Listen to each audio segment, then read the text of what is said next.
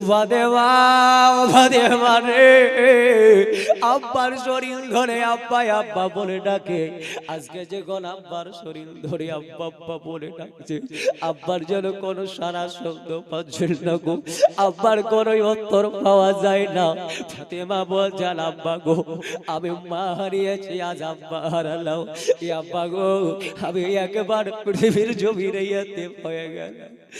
আব্বা গো আমি যে খোলো মা মা বলে কাঁদবো, আমাকে কে বেটি বলে কোলে নিয়ে আদর করতো গো। ওগো আব্বা জান আমাকে বেটি বলে কে মারে, কেউ আজ বাড়ি ছেড়ে বিদায় নেবে না রে মা, আজকে তুমি আব্বা খারাপ হতে চলেছে। ফাতেমার দুই চোখ দিয়া যেমনে পানি ঝরা, ফাতেমাকে দেখে দে বলছে না আব্বা গো আমি 8 বছর বয়সে মা খাদিজাকে হারিয়েছি গো, আর আপনি 6 বছর বয়সে আপনার মায়াবী নাকে হারিয়ে ফেলেছে। তবে আমি ফাতেমা যেই দিন থেকে জন্ম নিয়েছি আব্বা হুজুর, ওই দিন থেকে আপনি আমার মা মা বলে ডাকেন গো। আমি আপনার মা হইয়া কেমন করে সহ্য করব নবী গো, আমি তো সইতে পারবো না। নবী বললেন মা রে যাও রে যাও, ঘরের দরওয়াজাটা খুলে দাও। ফাতেমা বলছেন না আব্বা আমি ঘরের দরওয়াজাটা খুলতে পারবো না। মা পাগলামি করিও না, ঘরের দরওয়াজাটাকে খুলে দাও। ফাতেমা বলছেন আব্বা আমি ঘরের দরওয়াজাটা খুলতে পারবো না। নবী বলছেন মা রে, নবী আমার ইলমে গায়বের দরিয়ায় মজ মেরে দিলেন।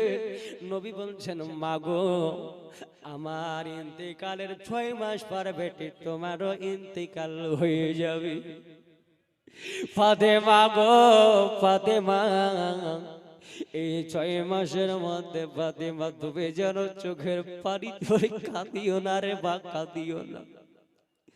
ফাতেমা বললেন আব্বা গো যেই বাবা হাসান হোসেনকে আপনি একবার না দেখলে থাকতে পারতেন না গো, আজ বাবা হাসান হোসেনকে ছেড়ে দিয়ে আপনি বিদায় নিচ্ছেন গো। গো আব্বা আপনি আমাকে বললেন আপনার ইন্তিকালের 6 মাস পর আবার ইন্তিকাল হবে, তবে আব্বা গো আজকে আপনি একবার বলুন বলুন বলুন, আপনি বললেন 6 মাস পর আমার ইন্তিকাল হবে, কোন মাসে কি বলতে পারেন? নবী বললেন মারে মারে আমার ইন্তিকালের 6 মাস পর বেটি তোমার ইন্তিকাল হবে। কোন মাসে ইন্তিকাল হবে এটা আমি রাসূল বলতে পারি, কোন দিনে ইন্তিকাল হবে কত তারিখে এটাও আমি রাসূল জানি রে মা, কোন সময় তোমার ইন্তিকাল হবে এটাও আমি রাসূল জানি। জোরে বলেন। পৃথিবীর জমিনে কোন মায়ের লাল পয়দা হয়নি যে কার কখন জন্ম হবে কার কখন মৃত্যু হবে কেউ বলতে পারবে? কেউ পারবে? পারবে না। কিন্তু আবার আল্লাহ বলেন ওয়া আল্লামাকা মালুম তাকুন তা'লামুন, আমার আল্লাহ বলে হাবিব গো আপনি যাহা কিছু জানতেন না আপনাকে সব আমি আল্লাহ শিখিয়েছি। একটু জোরে বলতে হবে সুবহানাল্লাহ। যে নবীকে আমার আল্লাহ সব কিছু শিখিয়েছে রে ভাই যুবক, ওই নবীর কি কিছু জানতে বাকি থাকতে পারে? একটু জোরে বলেন পারে না? আজ আমি মহারাজপুর মাদ্রাসায় পড়াই, আজকে আমার যতটা জ্ঞান ততটা তো বাচ্চাকে শিক্ষা দেব নাকি? আমি তার বেশি তো দিতে পারবো না, কিন্তু যার শিক্ষক স্বয়ং আমার আল্লাহ গো তার কিছু জানতে বাকি থাকে না। এবার বলবেন বলে মাওলানা সাহেব আল্লাহ যে নবীর শিক্ষক এটা কেমন করে বললেন, প্রমাণ কোথায়? আসুন কোরআন মাজিদকে জিজ্ঞাসা করি। কোরআন মাজিদ 27 নম্বর পারা সূরা রহমান আছে না নাই? আছে। সূরা রহমানের মধ্যে আল্লাহ বলেন আর রহমানু আল্লামাল কুরআন, আছে না নাই? প্রথম দ্বিতীয় নাম্বার আয়াত। আল্লাহ পাকের 1 নয় 2 নয় 99টা সিফাতে নাম আছে। আর ওই সিফাতি নামের একটা নাম হলো রহমান। বগদাদি কায়দা খুলে দেখবেন, ইয়া আল্লাহু ইয়া রহিমু ইয়া রহমান আছে না নাই? জোরে বলেন আছে না নাই? এই 99 নামে আল্লাহকে ডাকতে বলেছেন। আল্লাহ বলেন मैंने सिखाया अपने महबूब को कुरान। আল্লাহ বলছেন আমি শিখিয়েছি আমার নবীকে কোরআন। তাহলে বলুন ভাই গো, কেউ যদি বলে যে নবী কোরআন পড়া জানতো না, তার কথা মানা যাবে? একটু জোরে বলতে হবে, মানা যাবে না। কেউ যদি বলে নবী এটা জানতো না ওটা জানতো না, তার পিছে নামাজ পড়া যাবে? জোরে বলতে হবে যাবে।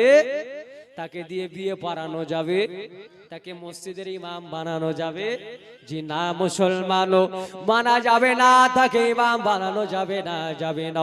আমার আল্লাহ পাক রব্বুল আলামিন নবী মুস্তাফা সাল্লাল্লাহু তাআলা আলাইহি ওয়াসাল্লাম বলেছেন, আল উলামা ওয়ারাসাতুল আম্বিয়া। নবী বললেন ইল্লা আন্নাহু লাইসা নবী বাদি, আমি হলাম শেষ জামানার নবী। বুখারী শরীফের হাদিস। আমার পরে কোনো নবী আসবেন না। তবে আজকে আমার ইসলামের পতার, আমার ইসলামের আপনার নিয়ম কানুন বন্ধ হয়ে থাকবে না রে, বন্ধ হয়ে থাকবে না। আমার ইসলামের প্রচারটাও আলেম ওলামা দিয়ে আমি করে নেব। জোরে জোরে বলেন সুবহানাল্লাহ। আবার সাথে সাথে হাগো আল্লাহর নবী মুস্তাফা বললেন মারে কোন মাসে তোমার ইন্তেকাল হবে? আজকে আমি ওটা বলি শোনো, কোন তারিখে তোমার ইন্তেকাল হবে রে মা, ওটাও আমি বলছি শোনো। কোন সময়ে মারে তোমার ইন্তেকাল হবে ওটাও আমি রাসূল বলে দেব। বললেন আব্বা গো কোন মাসে আমার ইন্তেকাল হবে বলুন? নবী আমার বলছেন মারে যে মাসে রহমত ভরায়া আছে রে মা, যে মাসে মাগফিরাত ভরায়া আছে, যে মাসে নাজাত ভরায়া আছে রে মা, ওই মাসে তোমার ইন্তেকাল হবে। বলেন তো কোন মাসে রহমত মাগফিরাত নাজাত আছে গো? রমাজানুল মুবারাকার মাসে। ভাইরা মা বোনেরা গো, নবী বললেন মারে রমাজানুল মুবারাকার মাসে তোমার ইন্তেকাল হবে। ফাতেমা বলছেন আব্বা গো কয় তারিখে আমার ইন্তেকাল হবে বলুন? নবী আমার বললেন সালাসা, 3 তারিখে। 3 তারিখে তোমার ইন্তেকাল হবে রে মা ফাতিমা। ফাতিমা রাজ করলেন ইয়া রাসূলুল্লাহ নবী গো আমি ওই দিন ওযুখানায় থাকবো না রান্নাশালায় থাকবো? সবাইটা যদি বলতেন মা গো আব্বা গো ইয়া রাসূলুল্লাহ নবী সময়টা বললাই আমি ফাতিমার বড় ভালো হইতো। নবী বললেন মা গো বাইনাল মাগরিবি ওয়াল ইশা, মাগরিব এবং ইশার মধ্যবর্তী সময় বেটি তুমি ফাতিমার ইন্তেকাল হবে। হবে মা গো এই 6 মাসের মধ্যে কাঁদিও না রে মা। ফাতিমা বললেন আব্বা গো আমি আর কাঁদবো না গো, আব্বার কাঁদবো না। তবে আজকে আবার কলিজা পেটে যাচ্ছে আব্বা গো, আমি মা হইয়া আমি আপনার বেটি হইয়া গো কেমন করে ইসরায়েলকে বাড়ির মধ্যে আসার অর্ডার দিতে পারি? নবী আবার বললেন ওগো বেটি ফাতেমা পাগলামি করিও না, যাও। ফাতেমা টুক টুক টুক টুক করে আগাতে লাগলেন গো। হযরতে ফাতেমা দেখতে পাচ্ছেন হাসান আর হুসাইন দুটো ভাইকে। ফাতেমা বললেন বলে বেটা এ হাসান আর হুসাইন যাও যাও যাও, আজকে তোমার নানা তোমাদের ছেড়ে বহু দূরে চলে যাচ্ছে, আর তোমাদের সাথে দেখা হবে না রে, আর দেখা হবে না বেটা, যাও যাও, তোমার নানা তোমাদের ছেড়ে বহু দূরে চলে যাচ্ছে গো। হযরতে বাবা হাসান হুসাইন মাকে উত্তরে বললেন মা গো আমার নানা আমাদের ছেড়ে যেতে পারে না, যেই নানা কোথাও গেলে আমাদের সাথে দেখা করে যাই গো মা, আবার আসলে আমাদেরকে আগে দেখা করে আসে মাগো, ওনারাই আমাদের ছেড়ে যেতে পারে না। বললো বেটা যাও যাও, তোমার নানার কাছে তাড়াতাড়ি যাও। দুই ভাই আল্লাহর নবীর কাছে গিয়া নানাকে সালাম দেওয়ার পরে বলছেন ওগো নানা জান, আমার মা বললো, ফাতিমা বললো গো নানা আপনি নাকি আমাদের ছেড়ে দিয়া চলে যাচ্ছেন গো নানা। আবার বিশ্ব নবীর দুই চোখ মোবারক দিয়া পানি ঝরতে লাগলে। ও ইমাম হাসান আর হোসাইন শোনো শোনো, আজ তোমাদের ছেড়ে চলে যাচ্ছে রে নওয়াজ ইমাম হাসান হোসেন ভাই, আর তোমাদের সাথে দেখা হবে না। ও ইমাম হাসান শোনো গো, তারা তোমারে বিষ পান করে শাহাদাত বরণ করাবে, শহীদ করে ফিরে ভাই হাসান তুমি যেন ভয় করিও না। বলল না না, জান চলে যাবে তবুও ভয় করবো না। ইমাম হুসাইনকে বাবা বুকে নেওয়ার পর আদর করে যেন বাবা গালে মুখে চুমু দিয়ান, দেওয়ার পরে বলছেন হুসাইন ভাই আবার আজকে শোনো শোনো শোনো শোনো শোনো, যেদিন তো আমার 56 বছর বয়স হবে, ইসলাম বাঁচানোর জন্য, কোরআন বাঁচানোর জন্য রে ভাই কারবা বলার ময়দানে তোমার শহীদ হতে হবে। হুসাইন একদিকে তুমি একাই থাকবা রে, অপর দিকে 22,000 তলোয়ার। হুসাইন জানো তুমি কোন রকম ভয় করিও না, না না গো আমি হুসাইন কোন রকম ভয় করব না। হযরতে ইমাম হুসাইন নানার আব্বার কোলে চড়ে নিলেন, নবী আমার আরাম করছেন গো, বুকের মধ্যে মাথা দিয়ে ইমাম হুসাইন ছোট ছেলে আছে, ইমাম হাসানকে নবী আমার এই ধারে নিয়েছেন গো। ফাতিমাকে বলছেন ফাতিমা একটু দরওয়াজাটা খুলে দাও। আর এই বেটি ফাতিমা ঘরের দরওয়াজা খুলে দেওয়ার সঙ্গে সঙ্গে মা তুমি পর্দার আড়াল হয়ে যাও। ফাতিমা উনি ঝরঝর করে কাঁদছেন। ফাতিমা বলছেন ও আরবের মুসাফির, ও আরামি তুমি আছো না চলে গেছো, আর তোমাকে পরিচয় লুকাতে হবে না। আমার রাসূল তোমাকে ভিতরে আসার অর্ডার দিয়েছে, তবে অতক্ষণ পর্যন্ত ভিতরে প্রবেশ করবে না আমি ফাতিমা যতক্ষণ অর্ডার না করব। হযরতে ফাতিমা ঘরের দরওয়াজা খুলে দিয়ে পর্দার আড়াল হয়ে গেলেন। আল্লাহর নবীর বেটি ফাতিমা বললেন ইসরাইল তুমি বাড়ির মধ্যে প্রবেশ করো।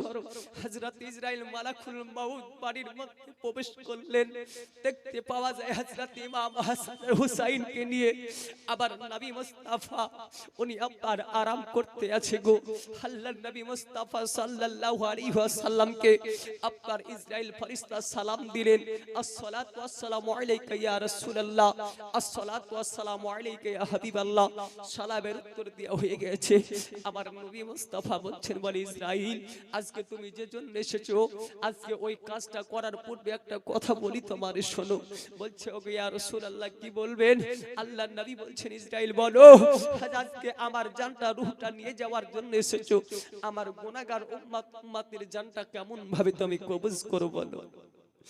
যেমনি বাবা এই কথা বলা ইসরাইল বললেন ইয়া রাসূলুল্লাহ নবী গো, যারা পৃথিবীর জমিনে আল্লাহর নাফরমান বান্দা বান্দি হবে, যারা পৃথিবীর জমিনে নামাজ পড়বে না, রোজার মাসে রোজা রাখবে না, দান করার সমতুল্য হওয়ার পরেও যাকাত দেবে না, দান করবে না, বাপ মাকে বাদ দেবে না, হজ করার সমতুল্য হওয়ার পরেও হজ করবে না, যারা আলিম ওলামার তাজিম করবে না, তাদের জানটা এমন ভাবে কবজ করা হবে গো।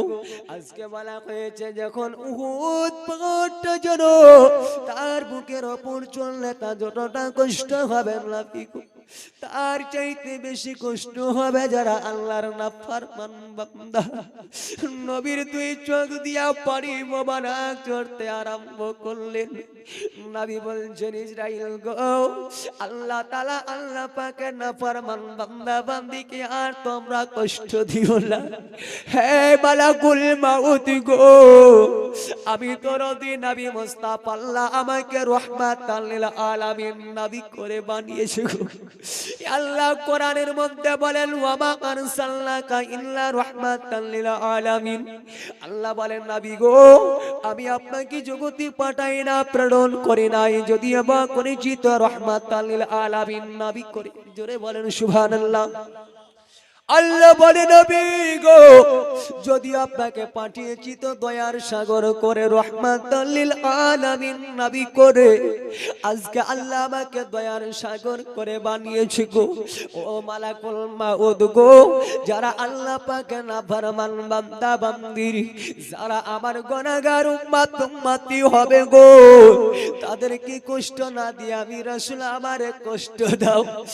আরে উম্মতের দরদি নবী গো, আমার আল্লাহ বলছেন ডাক দিয়া নবীকে নবী গো আজ এখন কেউ ছিল না, আমি একা আপনারে বানাইলাম আমার নূর দিয়া, তবুও কাঁদলেন ইয়া রাব্বি হাবলি উম্মতি। যখন আপনার জিসিম মোবারক সৃষ্টি করলাম তখন কাঁদলি ইয়া রাব্বি হাবলি উম্মতি।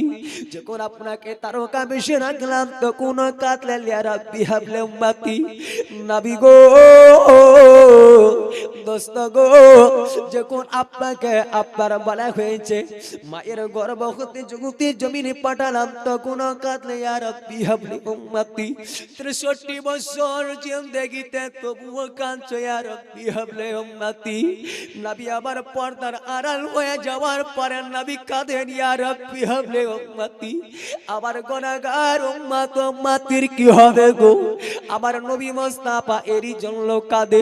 আল্লাহ বলছেন নবী কেন কাঁদো? বলুন বলুন।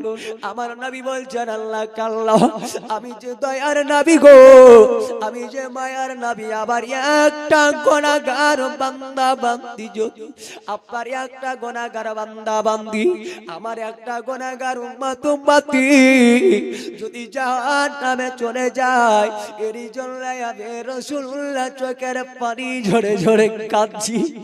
ওগো আল্লাহ গো আজকে আমার উম্মত উম্মতেরা গুনাহ করবে, ওগো আল্লাহ আমার গুনাহগার উম্মত উম্মতিকে আল্লাহ তুমি মাফ করে দাও। জোরে বলে নবী আমাদের জন্য কাঁদছে। এই যুবক আজকে কি করলাম ওই নবীর জন্য। নবী মুস্তাফা সাল্লাল্লাহু তাআলা আলাইহি ওয়াসাল্লাম দরদি নবী পয়গম্বরে আজম, উনি আপনার বলতে আরম্ভ করলেন ইসরাইল বলো কি তুমি বাড়ির মধ্যে একাই এসেছো না সঙ্গে কেউ এসেছে? ইসরাইল ফেরেশতা বলছেন ইয়া রাসূলুল্লাহ বাড়ির মধ্যে আমি একাই আর বাড়ির বাইরে 70,000 ফেরেশতা। একটু জোরে বলবেন না সুবহানাল্লাহ। নবী আমার জানতেন না যে বাড়ির ভিতরে একা আর বাড়ির বাইরে 70,000 ফেরেশতা? জানতেন। এবার বলবেন মৌলভী সাহেব নবী যদি জানতেন তো নবী জিজ্ঞাসা কেন করলেন নাকি গো? আচ্ছা বলেন তো আমাদের বাচ্চা ছেলে মেয়েগুলার যখন নাম রাখা হয় বাপ মা দাদা দাদি আত্মীয় স্বজন জানে না যে ওর বেটার নাম আব্দুর রহমান? জানে না জানে। ছেলেটা যখন আস্তে আস্তে আস্তে আস্তে ধীরে ধীরে বড় হয়, যখন কথা বলতে শিখে তো বাপ মা ভাই বোন আত্মীয় স্বজন জিজ্ঞাসা করে না বাবা তোমার নাম কি, ভাই তোমার নাম কি? করে না করে। কেন করে? ওরাও তো জানে। বলছে যখন সন্তানকে জিজ্ঞাসা করবে বাবা তোমার নাম কি বলো, ওই সন্তানের মুখ দিয়ে জবান দিয়ে যখন বের হবে বলে আব্বা আমার নাম আব্দুর রহমান, তো বাপ মা আনন্দিত হয় না কষ্ট পায়? আনন্দিত হয় না? তো নবী আমার জানার পরেও জিজ্ঞাসা করছেন। আল্লাহ নবী মুস্তাফা সাল্লাল্লাহু তাআলা আলাইহি ওয়াসাল্লাম জানার পরেও বললেন, এবার বলবেন যে আপনি তো এটা মুখের কথা বললেন তো একটা দলিল দেন। আসুন বুখারী শরীফকে জিজ্ঞাসা করি বুখারী শরীফ কি বলে। বুখারী শরীফের মধ্যে লিপিবদ্ধ রয়েছে নবী মুস্তাফার একজন সাহাবী যার নাম হযরতে হুযায়ফা রাদিয়াল্লাহু তাআলা আনহু। এই হুযায়ফা রাদিয়াল্লাহু তাআলা আনহু প্রতিদিন নামাজ পড়তে মসজিদে যান, নবীর পিছনে নামাজটা পড়েন। একদিন তার মাকে বলছেন বলে মা আজকে আমাকে মাগরিবের নামাজটা আমি পড়তে যাব, আমাকে ইজাজত দাও। আজ বলেন তো আমি প্রত্যেকদিন মসজিদে গিয়ে নামাজ পড়ি, আজকে আমি হঠাৎ করে একটা দিন মাকে বলবো কি আব্বাকে বলবো আব্বা আমি নামাজ পড়তে যাব হুকুম দাও, তো জিজ্ঞাসা করবে না হ্যাঁ করবে। বলে বেটা তুমি প্রতিদিন নামাজ পড়তে যাও কোনোদিন জিজ্ঞাসা করো না, আজ কেন জিজ্ঞাসা করো? তা হযরত হুযায়ফার মা বলছে বেটা প্রতিদিন নামাজ পড়তে যাও জিজ্ঞাসা করো না, আজ কেন করো? বলছো গো মা প্রতিদিন নামাজ পড়তে যাই এটা ঠিকই, কিন্তু গো মা আজকে আমি আমার বিশ্ব নবীর পিছনে নামাজটা পড়বো, আমার নবীকে বলবো ইয়া রাসূলুল্লাহ নবী আপনি আমার জন্য এবং আমার মায়ের জন্য একটিবার দোয়া করে দিন যাতে করে আমার আল্লাহ আমাকে এবং আমার মাকে জান্নাতি বানিয়ে দেয়। জোরে বলেন সুবহানাল্লাহ। এই কথা শোনার পরে এ মুসলমান বেনিদাসপুর অত্র এলাকার গ্রামবাসীগণ, আব্বাজান ভাইজানেরা, মুসলিম সমাজ, আজ বলুন তো এই কথা শোনার পরে কি কোনো মা কোনো বাপ আর থাকতে বাধা দিতে পারে? পারে গো? পারে না। তো উনি বললেন, বলে যাও আজকে তোমারে আমি ইজাজত দিয়ে দিলাম। মা বলছে বেটাকে ইজাজত দিয়ে দিলাম। হযরত হুযায়ফা সংক্ষেপে বলছে জীবনের দিকে আমি এগিয়ে যাব বাবা। আল্লাহ রাসূল সাল্লাল্লাহু আলাইহি ওয়াসাল্লামের নিকটে গিয়ে নামাজখানা পড়লেন। নবী আমার নামাজ সম্পূর্ণ করে আগে আগে মসজিদ থেকে বের হয়ে চলে যাচ্ছে। হযরত হুযায়ফা রাদিয়াল্লাহু তাআলা আনহু নবীকে একটাবার ইয়া মুহাম্মদ বলে ডাকলেন না, আব্দুল্লাহর বেটা বলে ডাকলেন না। নবী মুস্তাফার পিছন পিছন হযরত হুযায়ফা চলছেন। জোরে বলেন, পিছন পিছন চলছে। আর আজকে আমাদের মসজিদের ইমাম, মাদ্রাসার শিক্ষক যদি নামাজ পড়ে আগে যায়, ওই মৌলভী সাহেব শুনেন শুনেন, ছেলেটা আমার কাঁধে একটু ফু দিয়ে দেন, বলি না বলি না বলি। কিন্তু নবীর সাহাবীর আদব কাকে বলে বাপ? বলছেন বলে আপনি কোনো কথা বললাম না, পিছন পিছন যেতে লাগলাম। কিছু দূর যেতে না যেতে নবী আমার আওয়াজ করে পিছন দিকে মুখ মোবারক ঘুরিয়ে বলছেন, এই হুযায়ফা যাও, আমি রাসূল বলে দিলাম তুমিও জান্নাতি, তোমার মাও জান্নাতি। জোরে বলেন। হযরত হুযায়ফা কি জন্য নবীর কাছে গিয়েছিলেন বলা লাগলো? লাগলো গো? বলা লাগলো না। আজ এখন যদি কোনো মানুষ উঠে বলেন মৌলভী সাহেব বলে যদি এখানে চলে আসে, তো যতক্ষণ না বলবে আর অন্তরে খবর আমি বলতে পারবো? পারবো না। তো বুখারী কোরআন প্রমাণ দিল। কোরআনের মধ্যে আল্লাহ তাবারক ওয়া তাআলা বলেন, ওয়ামা হুয়া আলাল গায়বি বিদানিল, নবীরা কখনো গায়বের খবর দিতে কৃপণতা বখিলতা করেন না। তাহলে কোরআন হাদিস প্রমাণ পেল যে রাসূল সাল্লাল্লাহু আলাইহি ওয়াসাল্লাম গায়বের খবর দেনেওয়ালা। দেনেওয়ালা না বলে না? দেনেওয়ালা। তো মুসলমান, তাহলে আজকে আমরা কোরআন হাদিসের পক্ষে না বিপক্ষে? জোরে বলতে হবে, পক্ষে না বিপক্ষে? পক্ষে। চাঁদ থাকা পর্যন্ত বিপক্ষে যাব না, যাব না, যাব না। না যাবেন গো? যাব না। এ মুসলমান দোস্ত বুজুর্গ আমার, পিছনে যে ভাইরা বসে আছেন আসুন, সম্মুখে ভাব খুব কষ্টের জীবনী আসছে, আমি ওই দিকে একটু এগিয়ে যাব। আপনার একটু সম্মুখে ফাঁকাটা সম্মুখে আছে আর পিছনে মানুষ চাপ দিয়ে বসে আছে, এটা তো ভালো লাগে না? লাগে? লাগে না? একবার দুরূদ শরীফ পড়তে পড়তে আপনারা এগিয়ে আসুন, একেবারে কষ্টের জীবনী আসছে বাপ। আল্লাহুম্মা সাল্লি আলা, এগিয়ে আসেন বাপ, এগিয়ে আসুন। ওয়ালা আলে মাওলানা, আগে আসুন না গো।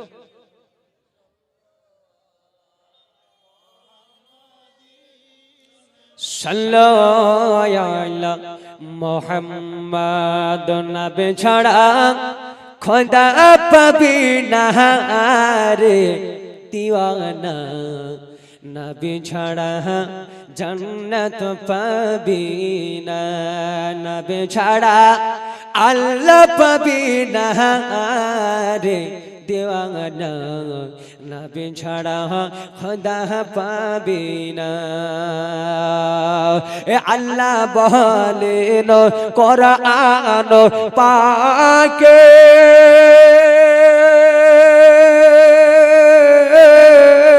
যে জন পেতে চাও আমাকে, আল্লাহ বলেন কোরআন পাকে, যে জন পেতে চাও আমাকে, ধর গিয়ে নবীর দামান খানা রে দেওয়ানা, নবী ছাড়া আল্লাহ পাবি না, নবী ছাড়া খোদা পাবি না রে দেওয়ানা, নবী ছাড়া আল্লাহ পাবি না। হযরত জিবরিল বলে এ নবীর দারে, আরে দেখলাম কত পাইগাম্বারে, আপনার মতো একটাও পাইলাম না রে দেওয়ানা, নবী ছাড়া খোদা পাবি না, নবী ছাড়া আল্লাহ পাবি না রে দেওয়ানা, নবী ছাড়া আল্লাহ পাবি ইনা নবী ছিলেন আমায়ের পেটে পিতা চলিলেন ব্যবসাতে আসার পথে ফিরে এলেন না রে দেওয়ানা নবী ছাড়া খোদা পাবে না নবী ছাড়া জান্নাত পাবে না রে দেওয়ানা নবী ছাড়া আল্লাহ পাবে না এ শ্বশুর বলে বোমা আমেলা আমি থাকিতে কোনো চিন্তা করো না তোমার গর্ভে আছে নিজেই জনা সারা বিশ্বে হয় না তাহার তুলনা নবে ছাড়া খোদা পাবি না রে দেওয়ানা নবে ছাড়া আল্লাহ পাবি না বেরেলি রোয় আহমদ রেজা কিতাব লেখেন বোঝারি বোঝা জোরে বলেন সুবহানাল্লাহ বেরেলি রোয় আহমদ রেজা কিতাব লেখেন গাদা গাদা সে কিতাব পড়ে আমরা হইলাম সবার নবীর দেওয়ানা রে দেওয়ানা নবী ছাড়া আল্লাহ পাবি না নবী ছাড়া নারে তাকবীর নারে রিসালাত ইয়া রাসূলুল্লাহ দ্বীন ইসলাম জিন্দাবাদ দ্বীন ইসলাম জিন্দাবাদ মাসলাক আলা হযরত মাসলাক আলা হযরত নারে তাকবীর নারে রিসালাত ইয়া রাসূলুল্লাহ আব্বা জান মুসলমান গো আল্লাহ নবী সাল্লাল্লাহু তাআলা আলাইহি ওয়াসাল্লাম বলছেন ইসরাইল গো বাড়ির ভিতরে তুমি একাই বাড়ির বাইরে ৭০,০০০ ফেরেশতা কি জন্য ইসরাইল বললেন নবী গো বাড়ির ভিতরে আমি একাই এর জন্য এলাম বাড়ির বাইরে ৭০,০০০ ফেরেশতা নবী গো আজকে কার রূহ মোবারক নিয়ে যাব আমি আপনার রূহ নিয়ে ইমামুল আম্বিয়া সাইয়্যিদুল মুরসালিন শাফিউল মুজনাবিন রাহমাতাল লিল আলামিনের রূহ মোবারক নিয়া আমি আগে আগে যাব ৭০,০০০ ফেরেশতা পিছে পিছে তারা গো নারা দিতে দিতে নিয়ে যাবি ইয়া রাসূলুল্লাহ নবী গো এর জন্য ৭০,০০০ ফেরেশতা বাইরে অপেক্ষা করেন নবী বললেন ইসরাইল রে ইসরাইল তুমি তোমার কাজ সম্পূর্ণ করো ইসরাইল আল্লাহর নবীর রূহ মোবারক কবজ করে নিলেন সকলে পড়ি ইন্না লিল্লাহি ওয়া ইন্না ইলাইহি রাজিউন রূহ নিয়া ইসরাইল ফেরেশতা বেরিয়ে যাচ্ছে গো ওই দেখেন বাবা মুখের উপরে ইমাম হুসাইন হাতের মধ্যে ইমাম হাসান ওই রকম থাকলো গো ফাতেমা সবে দৃশ্যটা দেখে নিলে ফাতেমা দৃশ্যটা দেখার পড়ে গো আজকে জানো খাতুনে জান্নাত ফাতেমা ইসরাইল ফেরেশতা চলে যাওয়ার পরে জলদি করে আব্বার কাছে এসে আব্বা কাব্বা আব্বা বলে ডাকছে গো ফাতেমা ফাতেমা রে আব্বার শরীর ধরে আব্বা আব্বা বলে ডাকে আজকে যে কোন আব্বার শরীর ধরে আব্বা আব্বা বলে ডাকছে আব্বার যেন কোনো সারা শব্দ পাচ্ছিল না গো আব্বার কোনো উত্তর পাওয়া যায় না ফাতেমা বলছেন আব্বা গো আমি মা হারিয়েছি আজ আব্বা হারালাম এই আব্বা গো আমি একবার পৃথিবীর জমিনে যেতে হয়ে গেল এই আব্বা গো আমি যে কোনো মা মা বলে কাঁদবো আমাকে কে বেটি বলে কোলে নিয়ে আদর করতো গো। ওগো আব্বা জান, আমাকে বেটি বলে কে আদর করবে গো আব্বা? আমি যে বলে আব্বা আব্বা বলে কাঁদবো, কেউ আমার বেটি বলে আদর করবে না আব্বা গো। আমি ফাতেমা ইতিম হয়ে গেলাম। ফাতেমা বললেন ইমাম হাসান হুসাইন গো, যাও যাও তাড়াতাড়ি যাও রে, আজকে আবু বকর সিদ্দিককে খবর দিয়ে দাও আমার নবী মুস্তাফা দুনিয়াতে আর নাই রে নাই, খবর দিয়ে দাও। ইমাম হাসান হুসাইন জলদি করে হযরত আবু বকর সিদ্দিকের কাছে গিয়ে বলছো, গো আবু বকর সিদ্দিক, তাড়াতাড়ি করে একটু আমার নানা জানের কাছে চলুন। আবু বকর নবীর সবচেয়ে প্রিয় সাহাবী। আবু বকর বলছেন, বলো কি হয়েছে আমাকে বলো। ইমাম হাসান হুসাইন বলছেন, গো আবু বকর নবীর সাহাবী গো, আমার নবী মুস্তাফা নাকি আর দুনিয়াতে নাই রে। আর নবীর প্রেমে আবু বকর গো উনি কাঁদতে কাঁদতে চলে এলেন। আরে নবী নাই রে, নবী নাই, নবী নাই। কে আবার কোরআনের বাণী শোনাবে রে, কে আবার হিজরতে যাবার জন্য বলবে রে, কোন নবী আবার যুদ্ধে যাবার জন্য বলবে রে, কোন নবী আমারে মধুর বাণী শোনাবে রে, কোন নবী আবার কালিমার বাণী শোনাবে রে। আজকে আমার নবী আমার ইতিম বানিয়ে বিদায় নিল। আস্তে আস্তে বাবা মদিনা শরীফে জানিয়ে দিল। মদিনা শরীফে বাবা রে শোকের ছায়া নেমে গেল। মদিনা শরীফের ছেলেরা কাঁদছে, মদিনা শরীফের মেয়েরা কাঁদছে, সবাই হাও হাও হাও হাও করে কাঁদছে গো। দরদের নবী মুস্তাফা নাই রে নাই, আর নরদের নবী নাই রে, যাকে দেখে আমরা ইতিমের কষ্টটা ভুলে যেতাম।